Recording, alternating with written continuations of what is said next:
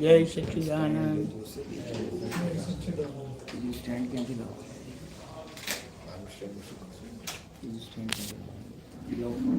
અને કેમ છું?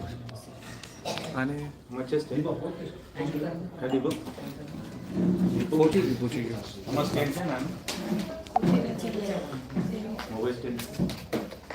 સ્ટેન્ડની મારામારી થઈ ગઈ.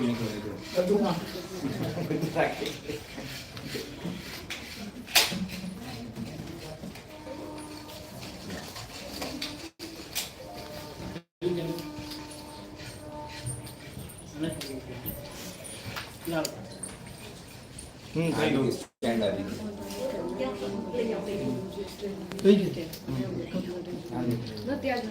આ સ્ટેન્ડ છે? તમારે છે. ખોલ. ત્યાં નથી જોઈતું 270 લાવો મને આપો. ચાલ દેવા દઈએ.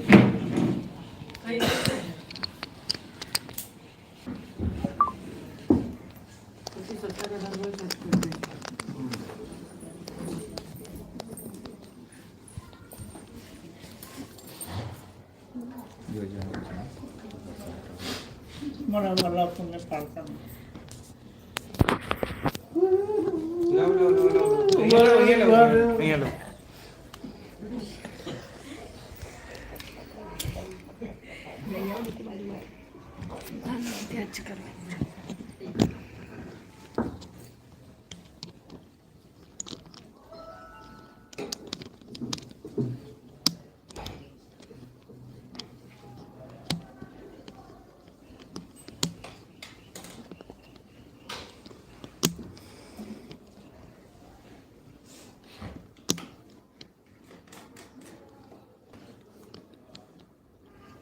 પ્રશ્ન તૈયાર રાખજો. વાંચવાનો નથી થતું. આ સ્ટેન્ડ ખોલું. શું થયું? ફિટિંગ નહીં થતું. લાવો અહીંયા આપો. એ લૂઝ છે. એક મિનિટ જતું એવું નથી. થઈ ગયું.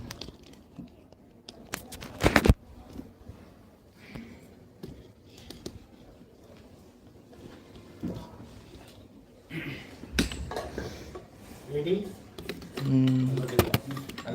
અલગ જ પણ વાળવું પડશે તો અને થઈ જશે.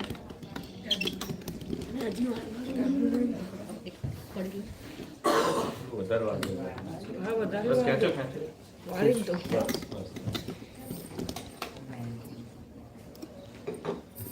કમ્પ્લીટ થઈ ગયું. પણ થઈ ગયું. જય સચ્ચિદાનંદ. નમો વીતરાગાય. અક્ષર વાંચીને હિન્દીમાં નમો વીતરાગાય. નમો અરિહંતાણમ. નમો સિદ્ધાણમ. નમો આયરિયાણમ. નમો વજ્રાયાણમ. નમો લોહે સર્વ સાહુણમ. એસો પંચન મુખારો. સૌવપાવપણાસણો. મંગલાણં ચ સૌવેશિમ. પડમં હવૈ મંગલમ. ઓમ નમો ભગવતે વાસુદેવાય. ઓમ નમઃ શિવાય. જય સચ્ચિદાનંદ. જય સચ્ચિદાનંદ. એમ કીધું છે જેટલું આપણું ચિત્ત બીજે કશે આડે અવડે અટવાય નહીં ને તમારાથી આ મંત્ર વખતે રહેશે.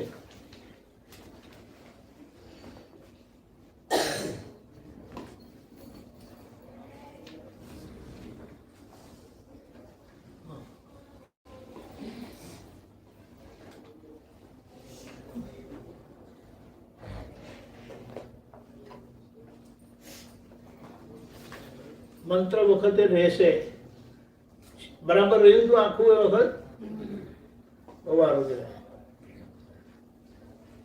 પણ શરૂઆતમાં રહી અને પછી બોલતા બોલતા કદી જતું રહી ને પછી આપણને ખબર પડે આ તો ઓમ નમો ભગવતે વાસુદેવાય આવી ગયું, વચ્ચે જતું રહ્યું.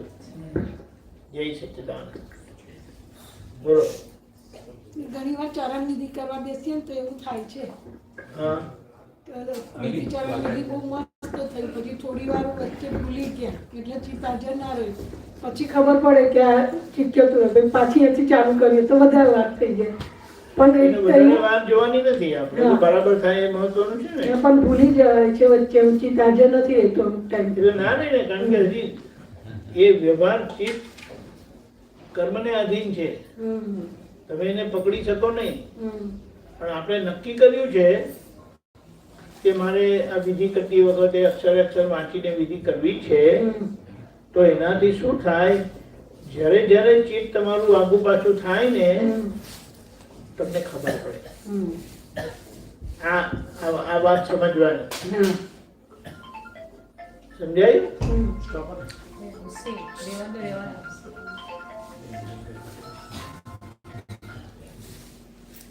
ખબર પડી?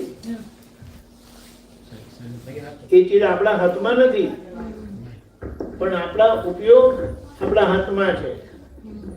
ઉપયોગ આપણા હાથમાં છે. જે જાગૃતિ ખુલ્લી થઈ છે, પ્રજ્ઞા શક્તિનો પ્રકાશ ખુલ્લો થયો છે, એને આપણે ક્યાં વાપરવો એ આપણે નક્કી કરી શકીએ. અંતરાત્મા દશાએ હવે નક્કી કર્યા પછી પણ આ કર્મનો ધક્કો ત્યાં લઈ જાય. પણ નક્કી કરેલું છે ને એટલે જાય તમને ખબર પડશે કે આમ જતું રહ્યું. સમજાય? સમજાય. નક્કી નહીં કરેલું હોય એટલે ઉપયોગ ગોઠવેલો ના હોય, તમને ખબર નહીં પડે, તમે ત્યાં જ રહેશો. એ ધક્કો જ્યારે એનો હોય તે પ્રમાણે પછી પાછું આવે. ખ્યાલ આવ્યો? એમ કરતા કરતા આખી વિધિ સરસ થશે. એનો ઉપાય બતાવ્યો છે.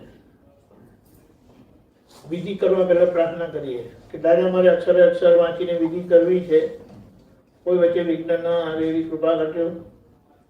અને પછી મોટેથી અક્ષર વાંચીને એટલે કે ચોપડી રાખીને વાંચીને તમે કરો, એમાં ઘણો ફેર પડશે. આપણે નક્કી કર્યું ને એટલે ઘણું ખરું તે આવે નહીં, એ વસ્તુને ધક્કો લાગી જાય. ખ્યાલ આવ્યો? એટલે આપણી વિધિ સરખી થાય. એનો રસ્તો જેમ કરતા કરતા સરખી થશે. અને પછી તો એમને ક્યારે બોલવાનું હોય થશે ને, આંખ બંધ કરીને શબ્દ વંચાશે, ખુલ્લી આંખે શબ્દ વંચાશે. પણ ત્યારે તમારો ઉપયોગ પછી બીજા શું કરે છે એના પર નહીં હોય. પણ બનતા સુધી આંખો બંધ કરીને રાખીએ વધારે સારું. ચોપડી ખુલ્લી રાખીને ઉપયોગ સારો રહે. હા, તો છે ને. પણ તમારી અંદરની ભૂમિકા કેવી છે એના પર આધાર રાખે. તમારી ભૂમિકા એવી છે તો તમારે ચોપડી ખુલ્લી રાખીને મોટે બોલવું પડે. કેટલાકની આખી ગોઠવણી થઈ ગઈ હોય તો બંધ નાખે પણ એ સારી રીતે કરી શકે. એક ચીજ બીજો ઉપાય એવો કરી શકાય કે લખીને કરીએ? રોજ લખીને નહીં કરી શકો ને. કરી શકો, ટાઈમ હોય, રિટાયર થયેલા હોય, ઘરે કઈ કામ નથી તો કરો. તમને કેટલી મિનિટ લાગશે? પેલું બોલતા લગભગ 20 મિનિટ લાગે, લખતા તમને કદાચ કલાક 1.5 કલાકે લાગે. તે તમે કેટલું ફાસ્ટ લખો છો તે. પણ પછી લખવાની સ્પીડ પર પતાવો. આવડતું હોય બરાબર, પણ ખાલી ચિત રાખવા માટે બોલ પેન ચાલતી ના હોય એ રીતે લખીએ. એનો વાંધો નથી. હું શું કહું છું, તમારો ઉપયોગ કેવી રીતનો ગોઠવાયેલો છે એ મહત્વનો છે. પછી તમે લખવામાં ધડાધડી કરો તો ક્યાંય ભૂલ છે એમ કહેવાનું. અને તમારી પાસે ટાઈમ જ ટાઈમ છે. જેમ કેટલાક એવી રીતે કરે, દાદા ભગવાનને ત્રિકાળ નમસ્કાર નમસ્કાર નમસ્કાર. બીજા એટલી વારમાં ઊંઘી ગયેલા હોય, સાથે કરતા હોય. ખ્યાલ આવ્યો? આ તો સમજવા માટે કહું. એટલે તમે તમારી ગોઠવણી પ્રમાણે ઘરે જેવું ગોઠવાતું હોય, તમારો સમય હોય એ પ્રમાણે કરવાનું. આપણે ઉપયોગ મહત્વનો છે. ઉપયોગ એટલે વાપરવું, અને આપણે જ્યારે ઉપયોગ કહીએ છીએ ત્યારે શુદ્ધ ઉપયોગ એ ખરેખર લાગુ પડે. શુદ્ધ ઉપયોગ એટલે જે શુદ્ધાત્માની જાગૃતિ ખુલ્લી થઈ છે એ શુદ્ધાત્માની જાગૃતિને પ્રજ્ઞાશક્તિના માધ્યમથી આપણે એને વાપરીએ છીએ આપણા ઉકલતા વ્યવહારને જોવા માટે. ચિત્તની હાજરી એ શુદ્ધ ઉપયોગ કહેવાય ને. હા, ચિત્તની હાજરી એટલે કીધું ને કે આપણે જોવાનું વાંચવાનું નક્કી કર્યું એટલે પછી આપણે ચિત્તની શક્તિ ક્યાં વાપરીએ છીએ? જોવા માટે. જે આપણા વાંચી બોલી રહ્યા છે તેને જ આપણે એ જોઈએ. તમે વિધિ કરવા બેઠા એટલે તમારું શરીર વિધિમાં છે. તમે મોટેથી બોલો છો એટલે વાણી તમારી વિધિમાં છે. હવે પ્રશ્ન આવ્યો, છેલ્લો પ્રશ્ન આવ્યો મનનો. મનનો સ્વભાવ એવો છે, જ્યાં તમારું ચિત્ત હોય ને તે સંબંધી ત્યાં તમારું મન હોય. ચિત્ત જ્યાં હોય તે બીજું બોલાયું ને, જ્યાં ચિત્ત હોય ત્યાં તમારું મન હોય. દાખલા તરીકે અહીંયા બેઠા છો, સત્સંગમાં છો, સાંભળી રહ્યા છો, સત્સંગમાં છો. હવે કંઈક એવી વાત બની અને તમારું ચિત્ત ઘરે ગયું. અરે મેં પેલું બહાર મૂકી રાખ્યું હતું, એ તો બંધ કરવાનું જ રહી ગયું. દૂધનું તપેલું ખુલ્લું રહી ગયું હતું. ઉતાવળમાં તો અહીંયા આવી ગયા. એટલે હવે શું થયું? શું તમારું તો ત્યાં ગયું કે તે સંબંધી તમને વિચાર આવવાનું ચાલુ થયું. એટલે શરીર અહીંયા છે, વાણી અહીંયા છે, મન અહીંયા નથી. એટલે વાંચીને બોલવાની પાછળનો હેતુ એ છે કે જ્યાં તમારું ચિત્ત હોય ત્યાં તમારું મન, એટલે તે સંબંધિત તમારું મન હોય. ખ્યાલ આવ્યો? કીર્તન ભક્તિ કરતી વખતે પણ એવી રીતે થાય. બેઠા છે કીર્તન ભક્તિમાં, બોલો છે કીર્તન ભક્તિ, પણ કીર્તન ભક્તિ કરતા આંખ ખુલી રાખે. જેમને જોશો ને એમના પર બોલો છો, ઘણા વખતથી બોલાય છે એટલે તમે બોલતા તો રહેશો. બેઠા છો એટલે એના માટે બેઠા છે, પણ જોશો મેં એમને જોયા હતા કીર્તન ભક્તિ કરતી વખતે મેં તમને જોઈ લીધા હતા, પણ તમને મળવાનું રહી ગયું. તમારું ધ્યાન બીજે હતું એટલે તમને એ બધા વિચાર આવે. કહેવાનું ચિત્ત ત્યાં નહીં. એટલે આંખ બંધ કરીને અક્ષર વાંચીને આપણે નક્કી કરીએ એ બહુ સારું. તો દાદાનો ફોટો સામે રાખીને જોઈને એને જ બીજા કે જોઈએ નહીં તો એ બરાબર છે. તો કીર્તન ભક્તિ નહીં કરવાની ત્યારે. એમ નહીં, આપણું ચિત્ત હા, એ બરાબર છે. તમે શું કરવા બેઠા છો? દાદાને જોવા બેઠા છો, કીર્તન ભક્તિ કરવા બેઠા છો? કીર્તન ભક્તિ કરવા. તો કીર્તન ભક્તિ કરવાની. આ વાત તમને એટલા માટે કહું છું કે એ તમારો જુદો ઉપયોગ તમે રાખી શકો છો, પણ હેતુ કીર્તન ભક્તિનો આપણે રાખ્યો છે તો તે રીતે તમે રાખો તો વધારે સારું. પણ આ તમારી ગોઠવણી છે. દાખલા તરીકે દાદા એમને કીધું બધા આંખો બંધ કરીને ત્રિમંત્ર બોલજો, અક્ષર વાંચી લે. 10 મિનિટ પછી દાદાએ કીધું સારું, તને શું દેખાયું? દાદા મેં તો તમને જોયા એમ કે બહુ સરસ નિધિ ધ્યાસન રહ્યું તમારું. અરે મેં નિધિ ધ્યાસન કરવા નહોતું કીધું, મેં અક્ષર ત્રિમંત્ર વાંચવા કીધું. બીજાને કીધું વાંચ્યો ત્રિમંત્ર? હા દાદા. અક્ષર વાંચ્યો? હા. ગુજરાતી શબ્દ હતા કે હિન્દી શબ્દ હતા? ગુજરાતી દાદા. હિન્દી વાંચો. જે અર્ધમાગધીના શબ્દો છે ને હિન્દીમાં, તે આપણે વાંચવા. એટલે આવી રીતની ક્લેરિટી દાદાએ કરેલી છે. છતાં તમારા ગોઠવણીમાં તમે એવી રીતે રાખો તો ખોટું નથી, પણ જે શું કહેવાય બહુ જ ઉપયોગી અને લાભદાયી જો હોય તો વાંચીને કરો તે. પછી પેલા કોઈ પણ રાગમાં ગાતા હોય ને તમને વાંધો નહીં આવે. આડાવડા રાગમાં પણ ગવાતું છે ને તમારો ઉપયોગ વાંચવામાં છે એટલે તમને વાંધો આવે નહીં.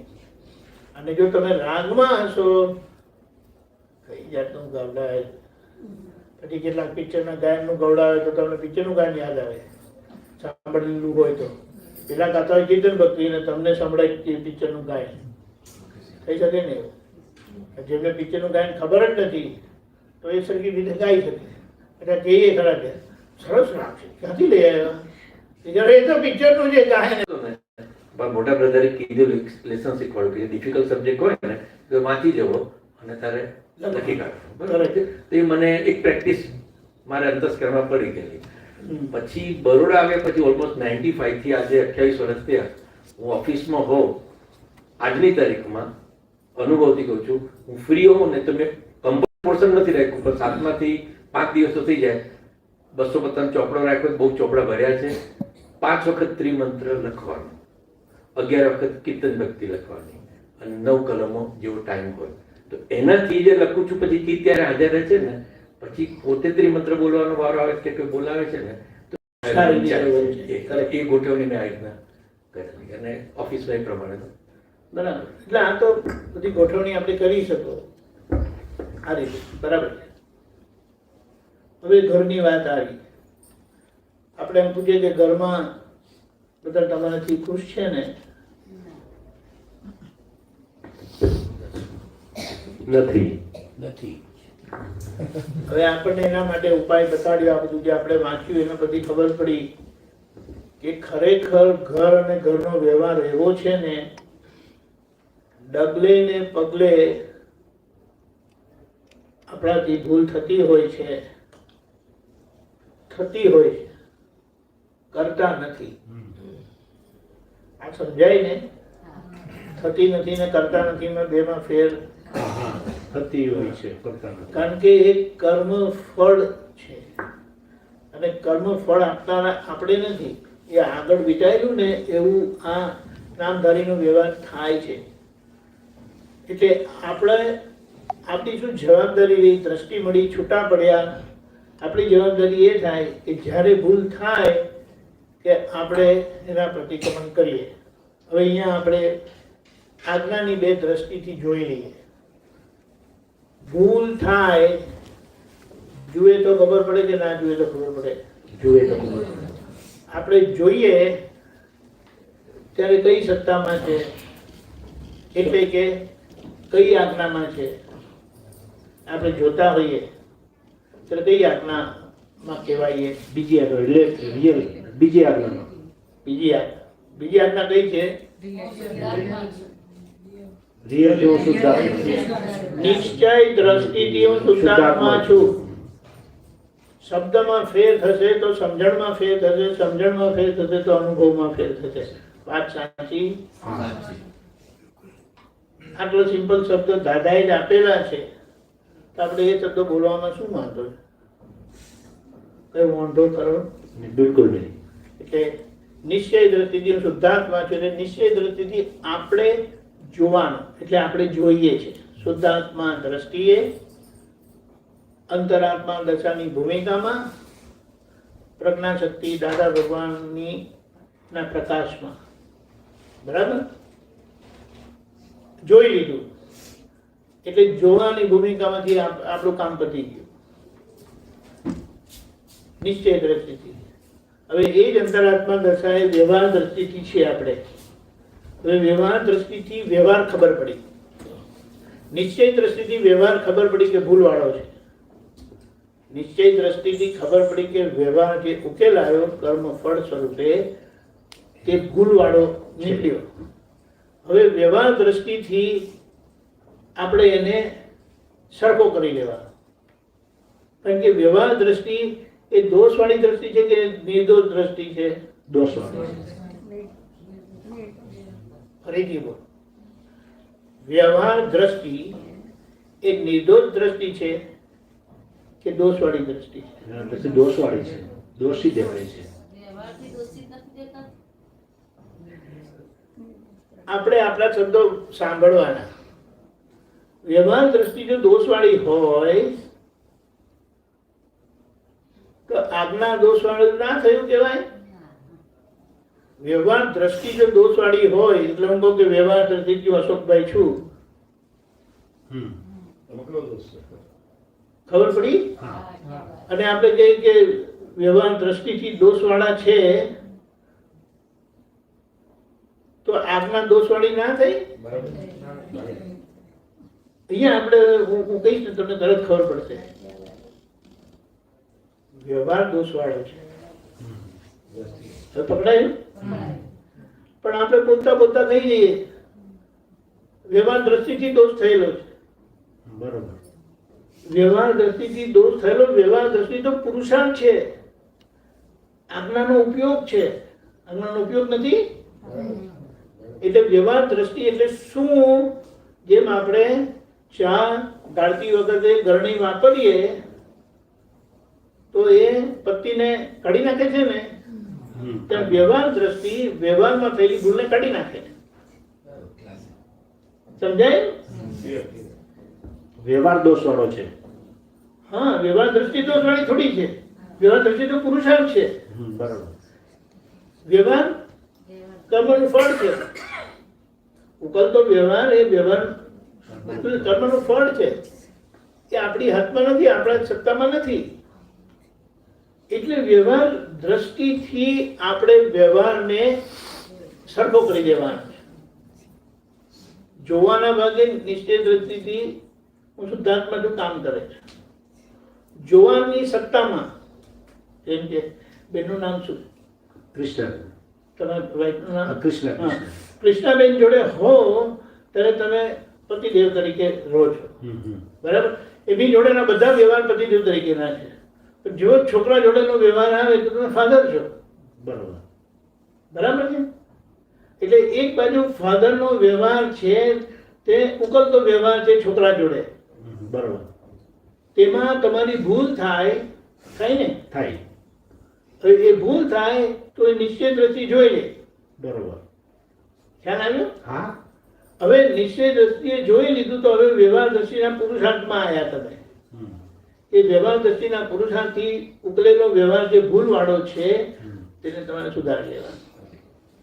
હવે આપણે એમ કહીએ કે 100 વ્યવહાર થયા દિવસના. બરાબર. એ 100 વ્યવહારમાં તમે કેટલી વખત વ્યવહાર દ્રષ્ટિથી રહ્યા એ આજ્ઞાનું પાલન કહેવાય. બરાબર? એટલે શું કે તમે 100 વખત તમારા ઘરે કોઈ ચા પીવા આવ્યા, તમે 100 વખત ચા બનાવી, તમે કેટલી વખત ગરણી વાપરી? તમે ગરણી વ્યવહાર દ્રષ્ટિથી નહીં રહ્યા તો વ્યવહાર એમને એમ રહ્યો ને. એટલે તમે ચા ગાળ્યા વગર આપી દીધી એમ થયું ને, તો પછી પેલા શું કરશે? પીનાર શું કરશે? શું નહીં કરે? આ શું કર્યું એમ કે ખબર પડી? વાત સિમ્પલ છે. એટલે કીધું તારે આજ્ઞા સહેલી છે પણ એને સરખી રીતે સમજી લઈએ તો આપણો પુરુષાર્થ પરફેક્ટ થાય. અને પુરુષાર્થ પરફેક્ટ, પરિણામ પરફેક્ટ. પણ વ્યવહાર દ્રષ્ટિથી તો આવું ના હોવું જોઈએ ને. આપણે એમ કહી દઈએ બહુ મોટી ભૂલ કરી છે. તો ભૂલ નહીં, પણ સમજણ નથી. સમજાય. ભાષા તો ભાષા જ છે પણ એની પાછળની સમજણ. આપણે શું કહીએ? પણ રિલેટિવમાં તો આવું હોવું જોઈએ. રિલેટિવ આજ્ઞા છે, ખબર પડી? અને આપણે કહીએ છીએ કે રિલેટિવમાં તો આવું હોવું જોઈએ. ખ્યાલ આવ્યો? દાદાજી પર તો મૂકવાની વાત છે. જીપ નહીં, આપણે એ ભૂલ કરી. હવે આ વાત સાંભળી છે ને તો આ રીતે આપણે બોલતા ટેવાયા છે. ટેવાઈ ગયા છે. અને બોલતી વખતે આપણો ખ્યાલ જ નથી કે શું બોલી રહેલા છે અને એનો મતલબ શું થાય. ખ્યાલ આવ્યો? હા, બહુ જ્ઞાનના વાક્ય એમ એટલે સમજ હવે વપરાય છે. જેમ કે સમજો આ તમને હમણાં સમજણ પડી તો બીજી વખત તમે કહેશો તો વ્યવહાર દ્રષ્ટિ તો આ ખોટું છે ને, તમને વ્યવહાર દ્રષ્ટિથી આ વ્યવહારથી ખોટું છે. વ્યવહાર દ્રષ્ટિ તો વ્યવહારને સુધારે છે. જેમ ચા બની ગરણીથી ચાને આપણે ગાળી દઈએ છીએ એટલે જે બહાર આવે છે, જે ચા આપવામાં આવે તે પતિ વગરની થાય. એટલે કે આપણો વ્યવહાર ભૂલ વગરનો થાય છે, કારણ સ્વરૂપે થાય છે. વ્યવહાર દ્રષ્ટિ રહી કોને કહેવાય? તો કે વ્યવહારમાં તમારી ભૂલ નહીં થઈ. જે જ્યાં જેવું યોગ્ય હોવું જોઈતું હતું તેવું તમારું થયું તો તે તમારો વ્યવહાર દ્રષ્ટિથી થયો કહેવાય. કરેક્ટ? પણ વ્યવહાર દ્રષ્ટિથી થતો નથી આજે વ્યવહાર. કારણ કે આજના પરિણામ આગળના કારણના પરિણામ રૂપે એટલે વ્યવસ્થિત રૂપે થતો એ ઉકલતો વ્યવહાર છે કે જે વ્યવહાર દ્રષ્ટિથી કરેક્ટ નથી. એટલે વ્યવહાર દ્રષ્ટિથી આપણે એને કરેક્ટ કરવો પડે. સમજાય? વ્યવહારથી એ કરેક્ટ નથી એટલે વ્યવહાર દ્રષ્ટિથી એ કરેક્ટ કરી દેવાનો. સમજાય? ફરીથી વ્યવહાર દ્રષ્ટિથી કરેક્ટ કરવા કઈ રીતે? હવે તમે જે કરશો તે બધું પ્રતિક્રમણ કરશો કે આ મારી ભૂલ થઈ, કારણ કે જોયું ને, નિશ્ચય દ્રષ્ટિથી જોયું એટલે અશોકભાઈનો વ્યવહાર ખુલ્લો થયો, દેખાયો, તમને સમજાયો કે આ ભૂલ થઈ. એટલે હવે વ્યવહાર દ્રષ્ટિથી ગરણીથી એને ગાડી દો છો. બરોબર. ખ્યાલ આવ્યો? હા, ગરણી મૂકતા જ નથી. ગરણી એટલે ખ્યાલ જ નથી કે ગરણી આમ કરીને મૂકવાનું. ચાની ગરણીનું ખબર છે, હા. આની ગરણીનું નથી ખબર. બોલી જે બોલાઈ ગયું છે, વણાઈ ગયું છે ખાલી શબ્દ રૂપે.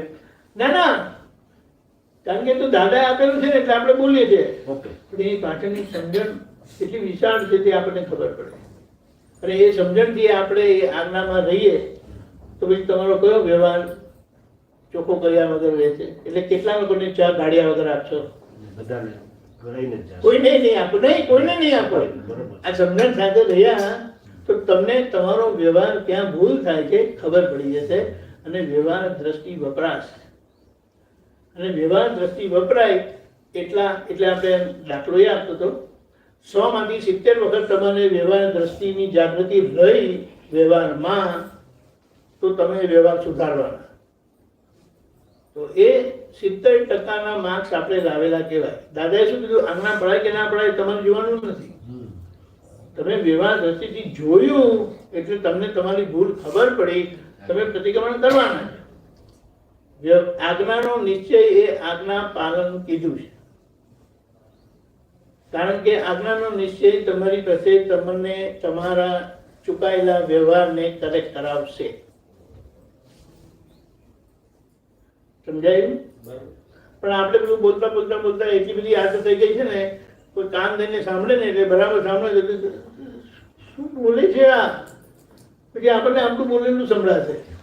આ શું બળબડ બળબડ કરે છે, અને એની મેળે પછી કરેક્શન થાય. આમાં તો એવું લોચો પડે છે કે ચા બા બનાવવાની મહેનત કરીએ છીએ તો ગરણી નથી મૂકતા, એમાં આખી પથારી પડી જાય. ખ્યાલ જ નથી આવતો. અને આપણે કહીએ છીએ કે એ વ્યવહારને વ્યવહાર દ્રષ્ટિમાં લઈ જઈએ. વ્યવહાર દ્રષ્ટિમાં લઈ જાય છે. હા, પણ હવે ખબર પડશે તમને કે વ્યવહાર દ્રષ્ટિ તો નિર્દોષ દ્રષ્ટિ છે. એ આપણી વ્યવહારમાં નિર્દોષિતા ખુલ્લી કરે છે.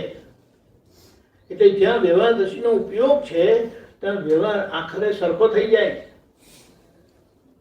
પરિણામ રૂપે નહીં તો કારણ સ્વરૂપે તો થાય જ છે. સમજાય? પરિણામ રૂપે. અને આજે પરિણામ રૂપે નહીં થાય. કેમ? કારણ કે કરેલો નિશ્ચય મનવાણી કાયની એકતા ના હોવાના કારણે રૂપકમાં આવતો નથી. સમજાયું? ફરી સમજાવો. હા, આ વાત. મેં નક્કી કર્યું. શું નક્કી કર્યું? દાદાની આજ્ઞામાં રહેવું છે. બરાબર? પેલી મને ટાઈમ નથી ગયો. ઓકે. મારો નિશ્ચય છે આજ્ઞામાં રહેવું છે. એટલે પહેલું કામ શું થાય કે જે પ્રજ્ઞા શક્તિ દેખાડે તે મારે મારી અંતરાત્મા દશામાં રહીને જાગ્રત રહીને જોઈ લેવું. બધું જોવાય છે? નથી જોવાતું. એટલે જોવામાં ભૂલ છે. એટલે એના પ્રતિક્રમણ ખપશે. એને બાજુ પર મૂકીએ. જેટલું જોયું એટલું તમને વ્યવહારની ભૂલ દેખાશે. બરાબર? હવે એ વ્યવહારની ભૂલનું વ્યવહાર દ્રષ્ટિથી તમે નિરાકરણ કરશો. બરાબર? હવે એ નિરાકરણ કરવા માટે તમારો નિશ્ચય જે છે તે પ્રમાણે તમારું થતું નથી. કારણ કે મનવાણી કાયની એકતા નથી. એ કઈ રીતે એકતા નથી? મનવાણી કાયની એકતા નથી કહીએ એટલે મનવાણી કાયની એકતા નથી. પછી એમાં કઈ એકતા એટલે શું? કઈ રીતે એકતા નથી? નથી ને. મેં નક્કી કર્યું. અરે નક્કી કરેલું થતું નથી એટલે થતું નથી ને. હા, એ. નથી થતું ને. આજે હા, હા, મનવાણી કાયની એકતા હોય તો દાદા કીધું નક્કી કરેલું થાય જ. બરાબર. તમે નક્કી કરેલું થાય જ. પણ આજે નક્કી કરેલું થતું નથી કારણ કે મનવાણી કાયની એકતા નથી. એકતા કેવી રીતે કરાવે? આજે નથી થતી. આજે છે જ નહીં એકતા. એટલે શું થાય? આપણે એમ ના કહી શકીએ કે મનવાણી કાયની એકતાથી રહો એમ કરીને. એ આપણી ગરણી બરાબર છે. એટલે મેં નક્કી કર્યું કે મારા મનવાણી કાયની એકતાથી રહેવું છે, એટલે વ્યવહાર દ્રષ્ટિથી રહેવું છે. નિશ્ચય કર્યો એટલે મને નગીનભાઈની ભૂલ દેખાય તમને. તો તમે વ્યવહાર દ્રષ્ટિથી તમને ખબર પડી કે આ ભૂલ થઈ. વ્યવહારમાં આ ભૂલ થઈ એટલે તમે પ્રતિક્રમણ કર્યું. એ પ્રતિક્રમણ કરેલું રૂપકમાં તો હમણાં આવતું નથી. ખબર પડી? કારણ કે મનમાની કાંઈની એકતા નથી. કરેક્શન કરેલું રૂપકમાં આવતું નથી. એટલે તમને ખબર પડે એટલે નક્કી કર્યું છે ને વ્યવહાર દ્રષ્ટિથી રહેવું, તો ત્યાં તમે વ્યવહાર દ્રષ્ટિથી રહી શક્યા નથી, કારણ કે વ્યવહાર ભૂલવાળો નીકળે. બરાબર? એટલે તમે પ્રતિક્રમણ કરવાના.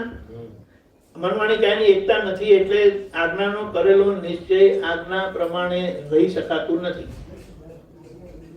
કરેક્ટ? તમે પ્રતિક્રમણ કરવાના અને પછી શું કરશો? મારો નિશ્ચય છે કે મારે આજ્ઞામાં જ રહેવું છે.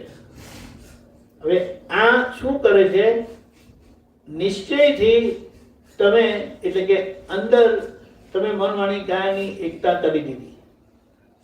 ભાવથી, દ્રવ્યમાં નથી, પરિણામમાં નથી.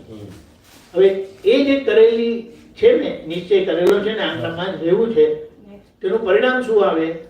કારણ સ્વરૂપે. પરિણામ સ્વરૂપે નહીં, કારણ સ્વરૂપે શું છે? નક્કી શું કર્યું? તો એનું શું પરિણામ આવે?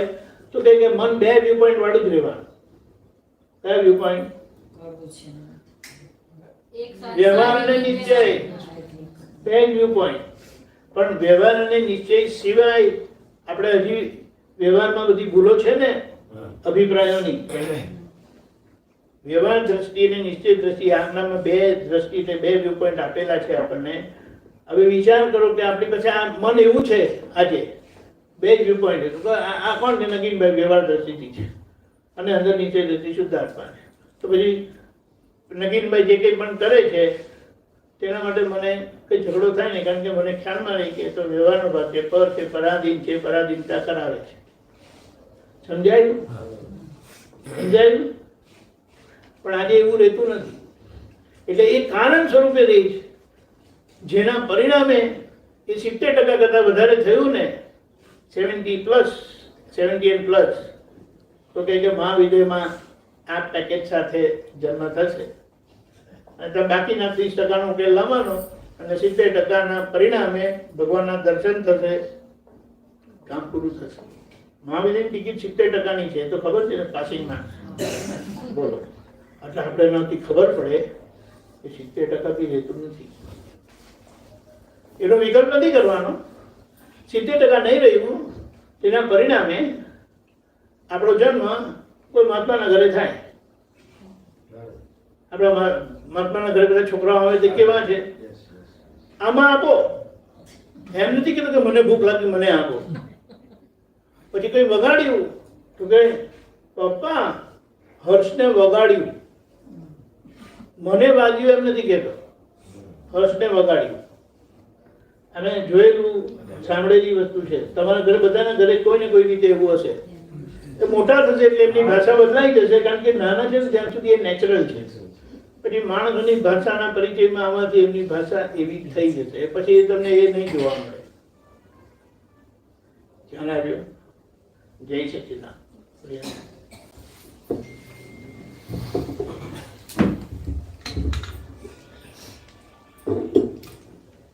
એટલે એવું એક ફલિત થઈ જાય છે કે આજના બનતા સંજોગોમાં જે કોઈ બી ડિસિઝન એટલે નિરાકરણ આવે છે એ અત્યારે જેવું બી લાગે છે એમાં હું પડવા જેવું નથી એવું કહી શકાય. પરિણામને જોઈને ગભરા જેવું નથી. આજનો પુરુષાર્થ શું છે? નિશ્ચય. અને નિશ્ચય જ્યાં રૂપકમાં આવતો નથી એટલે પરિણામ નથી પામતો તો પ્રતિક્રમણ. હું એની આગળ જવા માંગુ છું કે પ્રતિક્રમણ કરીએ છીએ અને પ્રતિક્રમણ કર્યા પછી જે કઈ બી સંજોગ બની ગયેલામાં જે પ્રત્યાખ્યાન છે ને, એને બધી વાત બરાબર છે. પ્રતિક્રમણ પ્રત્યાખ્યાન બધું જ કરીએ છીએ, પણ પછી પાછો સંજોગ જે કોઈ બી બીજો ત્રીજો બનતો જાય છે જેમ જેમ એમાં એક અંદરથી વિચાર એવો આવી જાય છે કે આટલા પ્રતિક્રમણ કર્યા છતાં હજુ કઈ તાલમેલ બેસતો નથી એમ કરી લિંક જરાક આગળ આપ વધારો. ભૂલ થતી હોય તો સુધારીએ એટલા માટે. તમારા પ્રતિક્રમણ થઈ ગયા એવું લાગે છે. ના થઈ ગયા એવું નથી કહેવા માંગતો, પણ થયેલા પ્રતિક્રમણ પછી હું આગળની વાત કરું છું. પરિણામ નથી દેખાતું એવું કહે છે. અને એ તમે કહો છો કારણ સ્વરૂપે રોપાઈ રહ્યું છે એ બધો ખ્યાલ આવે છે, પણ અત્યારનો બનતો વર્તમાન કાળનો સંજોગ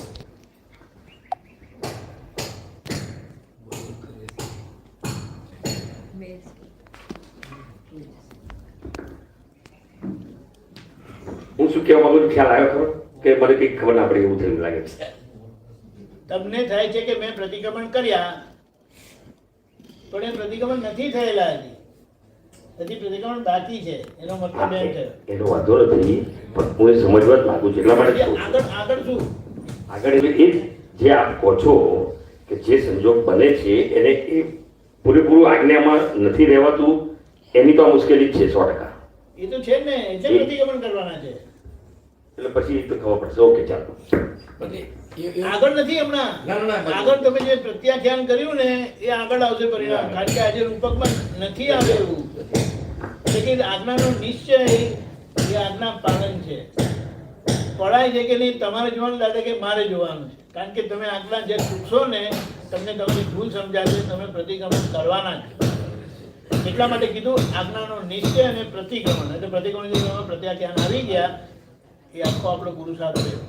એટલે કે જો માપ કાઢવું હોય તો દિવસના કેટલા પ્રતિક્રમણ થાય છે તમને ખબર પડશે. આગળ બોલો, વાત કરજો. એટલે જેટલો ડાઘ પડ્યો છે એટલો સાબુ નથી ઘસાયો એટલે પ્રોબ્લેમ છે. જેટલું એમને વાત કરી પંકજભાઈ કે દેખાતું નથી, મીન્સ કે જેટલો ડાઘ પડી ગયો છે એટલું સાફ નથી થયું એટલે એવું દેખાય છે. પ્રતિક્રમણ ઓછા પડ્યા છે ટૂંકમાં જેટલા બે રીતે છે. એક ચીકણી ફાઇલ હોય, ચિકાસ વાળું હોય તો બની શકે કે પ્રતિક્રમણ ઓછા છે. અને બીજી રીતે છે ને, સમજણ જ્યાં સુધી નહીં બદલાય અથવા આપણી રૂટ કોઝમાં જે માન્યતા એક છે એ નહીં બદલાય કે ત્યાં સુધી આ વારંવાર વાણી વર્તનના, જેને આપણે કહે છે ને, અતિક્રમણો થયા કરશે. શેને લીધે અતિક્રમણ થાય છે એની પાછળ ઊંડાણમાં કંઈક રૂટ કોઝ છે, કંઈક એક માન્યતા. રૂટ કોઝ એટલે મૂળ માન્યતા જેને લીધે આ થાય છે.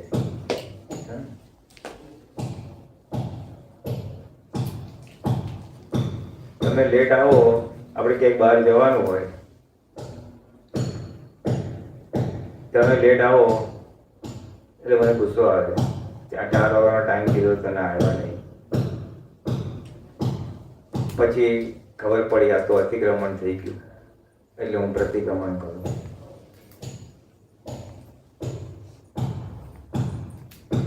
પછી પાછું થોડા દિવસ પછી તમે આવો અને ફરીથી તમારે થોડુંક લેટ થયું, પાછો ગુસ્સો થયો મને, પાછો હું પ્રતિક્રમણ કરું. તમારી જગ્યાએ પછી બીજો કોઈક માણસ સાથે એવું થાય, આપેલો ટાઈમ નથી થયો તો પ્રતિક્રમણ કરું, ગુસ્સો આવ્યો અને પ્રતિક્રમણ.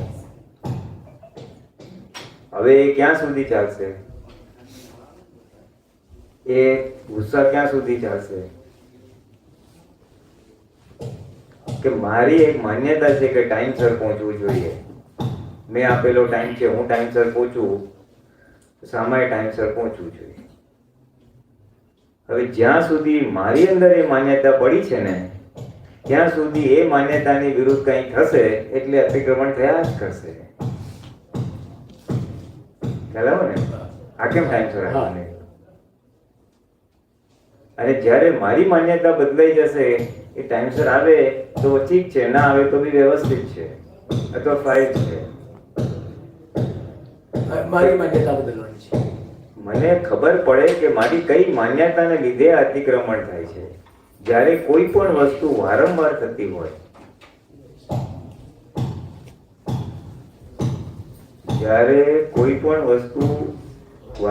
થતી હોય, તમારે નથી કરવું છતાં તો એની પાછળ કોઈ કારણ છે ને. ગુસ્સો ઘડી ઘડી આવે છે તો ગુસ્સાની પાછળ ક્રોધની ગાંઠ મોટી પડી છે, એટલે એક ગાંઠ મોટી છે અને એક આપણી માન્યતા પડેલી છે દ્રઢ અંદર. હવે જ્યાં સુધી મારી માન્યતા નહીં બદલાય કે ટાઈમસર આવવું જ જોઈએ, ત્યાં સુધી અતિક્રમણ પ્રતિક્રમણ થયા જ કરશે, કારણ કે મારી અપેક્ષા બંધાયેલી જ છે અંદર. હવે એ મને પકડાવવું જોઈએ કે હું ગુસ્સો શું કામ કરું છું, ટાઈમસર નથી આવતા. તો ટાઈમસર નથી આવતો એના હાથમાં છે કે બીજા કોઈના હાથમાં છે? એના હાથમાં નથી. હવે એ સમજાવવું જોઈએ. એ જ્યારે મને સમજાય એટલે મારી આ જે માન્યતા કે અપેક્ષા છે એ ભાગ ઉડી જાય, ઉડી જશે, આ તો હલકી થાય. અને એ હલકી થઈ જાય એટલે પછી બીજી વાર કોઈ ટાઈમસર ના આવે તો મને આ જાગૃતિ રહે કે ભાઈ એના હાથમાં નથી આ, અને પછી મને પછી અતિક્રમણ થાય જ નહીં, કારણ કે મને દેખાય કે આવશે એના ટાઈમે, નથી આવ્યો. અને વખતે નુકસાન થાય લેટ થવાથી તો હું એને દુઃખ ના થાય એવી રીતે વાત કરી શકીશ, એને શાંતિથી સમજાવી શકીશ કે ભાઈ આપણે આમ થયું, કારણ કે મને એ દોષિત દેખાતો નથી, એના હાથમાં સતતતા નથી, એવી મને જાગૃતિ રહે છે.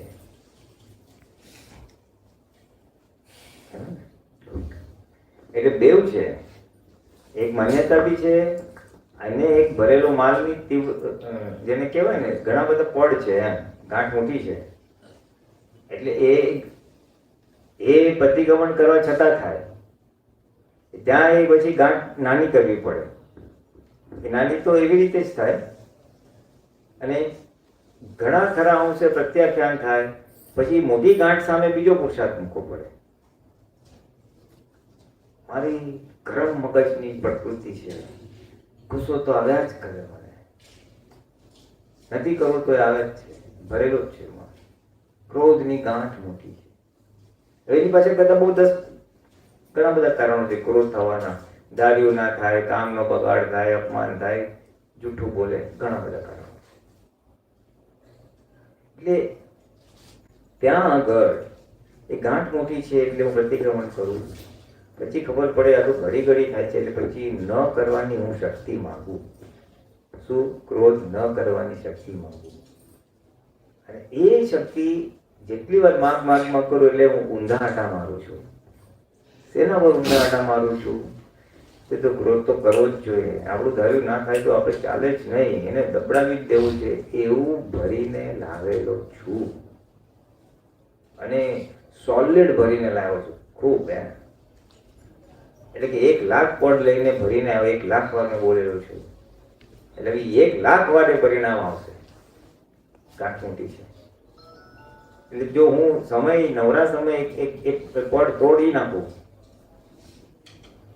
શક્તિ માગું એટલે એક પડ જાય, એટલે મારી ઘણા બધા પડ ખલાસ થઈ જાય.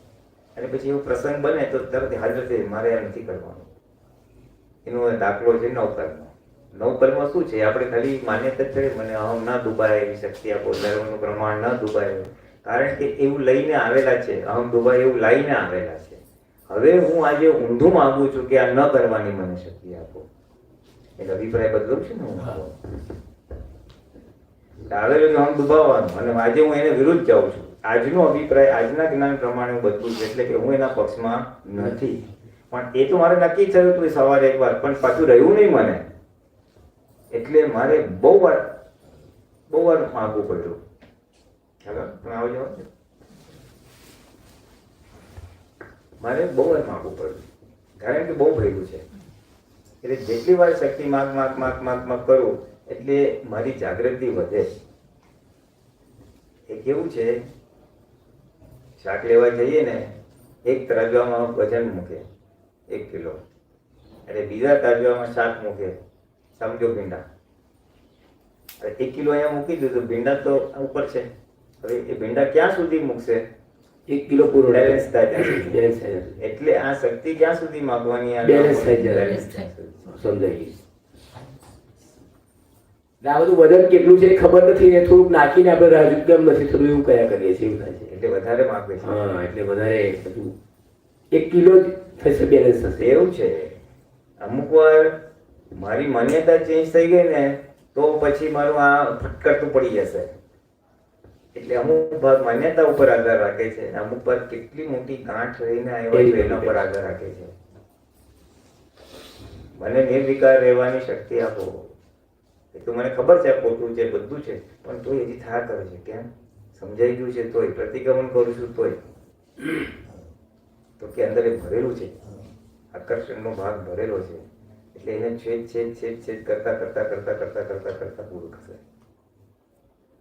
આ ગાંઠ કેટલી મોટી છે ખબર આપણને કઈ રીતે પડે? જ્યાં સુધી આપણને હેરાન કરે છે. ગાંઠ કેટલી મોટી છે એટલે એ ગાંઠનો વિચાર આવે છે, એ ગાંઠના દોષ થાય છે, એના ઉપર સંપૂર્ણ નિરાકુરતા રહે, સંપૂર્ણ સ્યાદવાદ વાણી વર્તન મનન થઈ જાય, એનું પ્રમાણ. દ્રષ્ટિ નિર્દોષ થઈ જાય, સંયમ પરિણામ ઉત્પન્ન થાય, ક્રોધમાન માયાની સામે જાગૃતિ વધે, આજ્ઞા પાડી શકાય. જાગૃતિથી આ મન વચનતાને છૂટા રહીને જોઈ શકીએ. આ માણસે બેકાર કામ કર્યું વિચાર આપતાની સાથે પકડાય નહીં, કાટ કરીને. વધેલી જાગૃતિનું એનું પ્રમાણ છે. એટલે દોષ કેવા જે થયા કરશે, થોડ વાણી વર્તન બધા.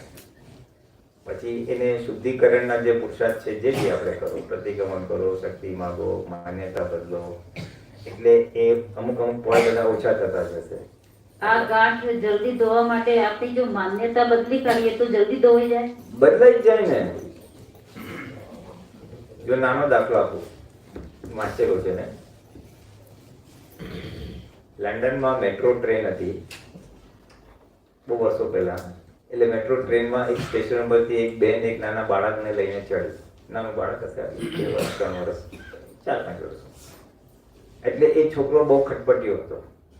આમ એટલે શું ખટપટ એટલે ટ્રેનમાં અહીંયા જાય ત્યાં જાય, પેસેન્જરને અડાડ કરે, આમ સ્થિરતાથી બેસે નહીં. હવે ફોરેનમાં તો છે ને બહુ શિસ્તબંધ હોય, બધા પોતપોતાની બેસે કરે, બીજાને તકલીફ ના આપે, પોતપોતાનામાં જ પડ્યા હોય, કોઈને અડચણરૂપ ના થાય, બોલે કરે નહીં. અને ત્યાં ઓલો ખટર પડર એટલે બધાને તકલીફ થાય. એટલે બધાને મનમાં અકળામણ થઈ કે આ કઈ જાતનો છોકરો છે, સમજતો નથી, એની માં સમજતી નથી, એને કેવું જોઈએ ને એમ કરીને બધાને અકળામણ થઈ. અકળામણ ચાલી પછી વધારે પડતો ટાઈમ ચાલ્યો એટલે પછી એક બેનથી રહેવાનું નહીં. અને એને આ છોકરાને કીધું કે તમારા છોકરાને સમજાવો ને, આટલી બધી હેરાન કરે છે બધાને, તમે એને કે. ત્યારે એટલે બધાને અકળાયેલા હતા છોકરાથી. પછી એને કીધું તમારા છોકરાને સમજાવો ને. તો એ બેને શું કીધું કે આની માં 2 કલાક પહેલા ગુજરી ગઈ અને એનું બીજું કોઈ દેખભાળ કરનારું છે જ નહીં, એટલે આજે હું એને મારા ઘરે લઈ જઈ રહ્યો છું. પછી શું થાય છે લોકોનો દ્રષ્ટિ બદલે, આખી દ્રષ્ટિ બદલાઈ. પછી બધા શું સોરી તમને ખબર કઈ જરૂર હોય તો કહેજો. આખી સમજાય જ બદલાઈ ગઈ ને. એક નવું વસ્તુ જાણી જે પેલા જાણતા નતા, એટલે આખું પાણી પર કંટ્રોલ આવી ગયો, અતિક્રમણ બંધ થઈ ગયું. બરાબર. પણ આપણી જે અંદર ગાંઠ પડી છે, આપણી અંદર દાખલા તરીકે લોભની ગાંઠ પડી છે, તો એ કેટલી મોટી છે? ટાઈમ થઈ ગયો છે. હા બોલ, ચાલો લાસ્ટ 5 મિનિટ. કેટલી મોટી છે એ કઈ રીતે ખ્યાલ આવે? એ તો ખબર પડે ને, લોભની ગાંઠ કેટલી મોટી ખબર પડે. જ્યાં જ્યાં આપણને અસર થાય એટલી સમજવાનું લોભની ગાંઠ છે. ધીમે ધીમે ઓગળી રહી હોય, પેલા હપુચું પૈસા ના આપતા હોય, હપુચું વસ્તુ વાપરી ના શકતા હોય, કોઈ વધારે વસ્તુ વપરાય તો આપણને અસર થાય. પછી આપણને સમજ પડી એટલે આપણે કંઈ વાપરતા થાવ, પારકા માટે વાપરો, પકડ ના રાખો, સંગ્રહ ના કરો. એટલે એ ભાગ જેમ જેમ પુરુષાર્થમાં આવતો જાય એટલે આપણને અસર ઓછી થતી જાય ને. બરાબર. એટલે અસર ઓછી થતી જાય એટલે સમજો ગાંઠ ઓગળી રહી છે. એટલે જ્યાં અસર ઓછી થાય એટલે સમજવાનું કે આપણી ગાંઠ ઓછી થાય. હા, ઢીલી પડી રહી છે, ઓછી થઈ રહી છે, ઓગળી રહી છે. બરાબર. એક બીજો પ્રશ્ન હતો કે અમુક કેવા દોષો છે કે જે જોવાથી જ ખરી પડે? બધા જ દોષો જોવાથી ખરી પડે, પણ તીવ્રતા વધારે હોવાથી ટકેલા છે. તો આપણે જે દ્રષ્ટિ આપણા દોષો પર દ્રષ્ટિ નાખીએ, ચિકાસ વધારે હોય ને તો એને જોઈને ખરી ના પડે, પણ એની તીવ્રતા ઓછી હોય. એટલે શું કે મને વિચાર આવ્યો, આને બતાવી દઈશ. હવે વિચાર આવે પણ એની તીવ્રતા ઓછી હોય ને આપણી જાગૃતિ વધારે હોય એટલે વિચાર આવે ના ના એ શું જોવાનું હિસાબ છે ફટ કરી ઉડી જાય એ જોવાથી જાય. એ થોડા વ્યવહારમાં ઉદાહરણ આપો તો થોડું. કીધું ને આ માણસ નાલાયક છે વિચાર આવે પણ પછી મને ખબર ના વાત એના એ અકર્તા છે ઊભું થાય ને ખરી જાય પછી એટલે મનના લેવલે જ ઊભું થાય ને ખરી જાય. વાણી વર્તનમાં આવે જ નહીં. તો વાણી વર્તનના દોષો ધોવા પડે. આ તો તમે સમજાવ્યું કયા દોષ છે જે જોવાથી જાય આ રીતે જોવાથી જાય એમ મેં કીધું એટલે એની તીવ્રતા ઘટે ત્યારે. બરાબર. મારે આ વ્યક્તિનો સંભાળ નિકાલ કરવો છે આની સાથે ફાઇલનો સંભાળ આની સાથે જરાય એને દુઃખ આપવું નથી મન વચન કાયથી આ વ્યક્તિને દુઃખ આપવું નથી આને દુઃખ આપવું નથી દુઃખ આપવું નથી દુઃખ આપવું નથી દુઃખ આપવું નથી ગુડ ગુડ ગુડ કર્યું.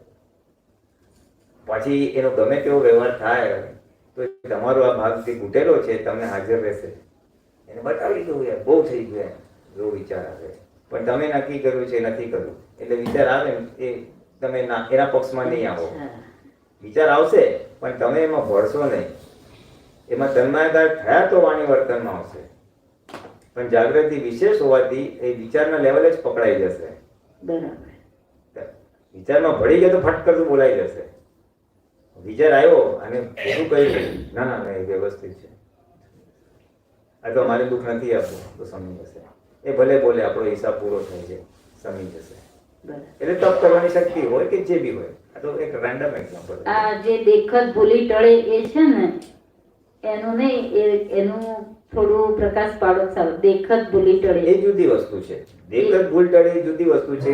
મેં નક્કી કર્યું અમારે ભૂલ નથી કરવી પણ છતાં એ દેખાની સાથે જ ભૂલ થઈ જાય. મેં નક્કી કર્યું મીઠાઈ નહીં જ ખાવું ગમે તે થાય નહીં ખાવું પણ ત્યાં ગયો ને મીઠાઈ દે હા ખાઈ લીધી. મેં નક્કી કર્યું કોઈ કુદ્રષ્ટિ કરવી નથી પણ કોઈ દોસ્તારે કઈ વાત કરી કે બીજું કઈ બતાવ્યું તો પછી કુદ્રષ્ટિ થઈ ગઈ. જોતાની સાથે જે ભૂલ થાય છે નક્કી કર્યું છે નથી કરવું પણ એ સામે આવે છે દેખીને ભૂલ કરે છે એટલે ત્યારે આવરણ આવી જાય છે અને દોષ થઈ જાય છે. અને એ દોષ તો ટળી જાય દેખત ભૂલ ટળી જાય તો તમને કઈ અસર નહીં કરે. એવી રીતે જય શ્રી કૃષ્ણ. જય શ્રી કૃષ્ણ.